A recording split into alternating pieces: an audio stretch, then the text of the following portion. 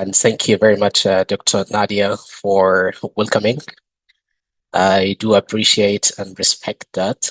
Excellencies to the Dr. Tamara, the chairpersons, and the excellencies to the president, Mariam Khan, and the vice president, Zine. It's a privilege and honor to join you virtually today. It's the International Women Development Conference, and it's very important day where we share all virtually from a different world, from the different places in the world. And today I will share the Sudanese women's stories and their challenges and the problems that they're facing. The world really it's viewed a lot. As you know, Sudan, the word Sudan itself, it insinuates a lot of challenges and abuse general. And to carry on our presentation today, we're talking about, let's say, before we go, even look at the down picture here. This picture speaks the volumes of these presentations. Women in Sudan, how do they suffer? This is picture from the Sudanese women in the refugee camps, IDPs. So the topic is the empowering women from dependency to the self-sufficiency. This topic itself, it needs to be adapted. That's why it says adapted for Sudanese women. But what does it mean, adaptations? Or how do we adjust the topics? If the topic is, the level is the higher than the women's in Sudan. What is the meant to be adaptation here? Is that because how to empower a destitute indigent nations, a country where civilians, they suffer from the basic needs of life. Entire sections of the society in the sufferings. So what does it mean, the word empowering women? How do we empower someone who is the lack a meal, someone who lack even the house, a shelter, the lack of all life facilities? And the word empowering could be go hand in hand with the developing country and the underdeveloping country like Sudan.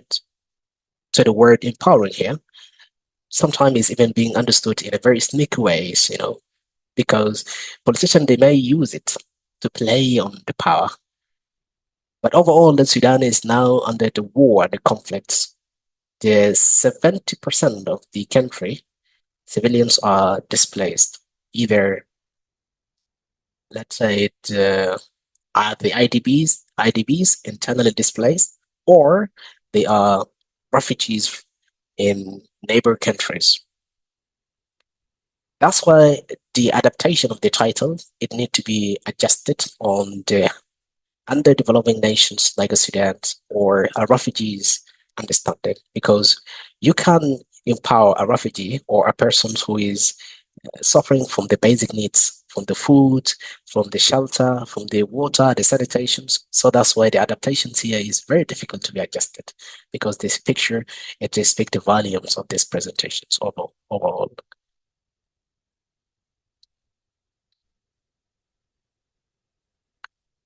So moving on these presentations, intro to the Balkisa Charity Organization and the UCOTD, United Civil Organization for Training and Development. Balkisa Charity Organization, this organization is founded on the 2014.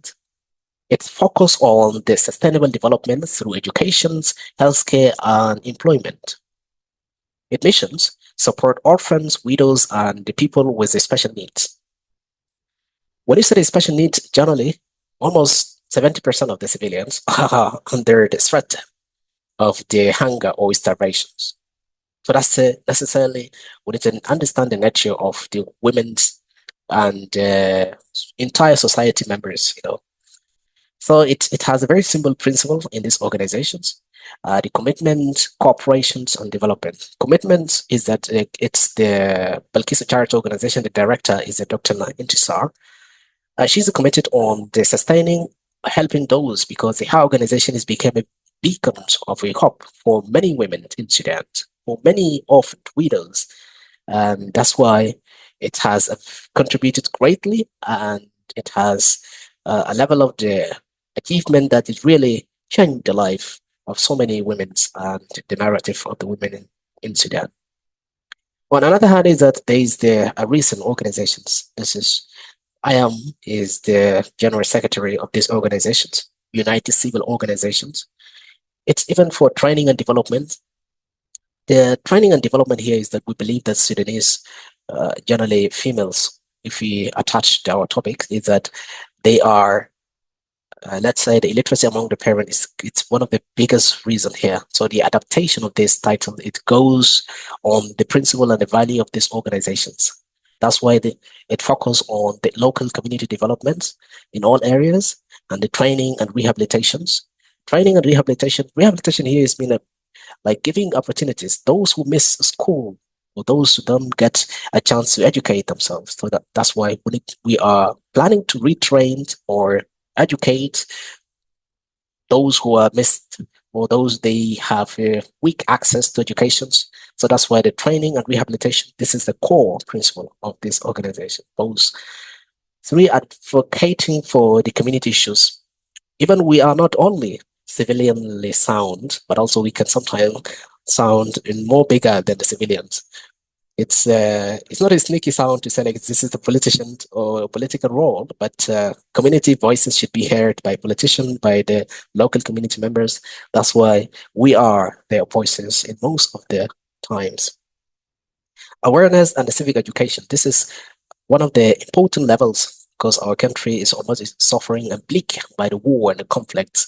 That is the reason where we need to initiate a lot of programs on the, let's say, civil awareness, civil educations. This is very important. And number 5, social cultural support or social psychosocial support. It's psychologically, war almost always results in a bad negative side. Psychological trauma and the traumatizations are always there.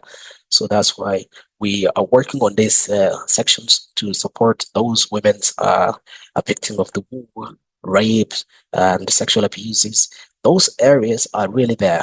And it's obviously the number is high. I will give you the statistics. Those statistics are really the civilian life. They are not just the numbers. They are big numbers. I will show you later on. Number 6, promoting a culture of the peace and the coexistence. So when we say a country who suffer from the war and the conflict, so there should be a space where we can contribute or where we can, let's say, educate people on how to adapt the culture of the peace and the coexistence together. This is one of the fundamental core value of the UCOTD organizations, as long as as well as the Belkisu charity organization as well. Number 7 is the supporting and the creating small economic projects. So supporting, we are trying to support those small businesses. So this is our direct title, which is enshrined to our principle or the focus areas, which we talk about empowering women from the self-dependency to the self-sufficiency.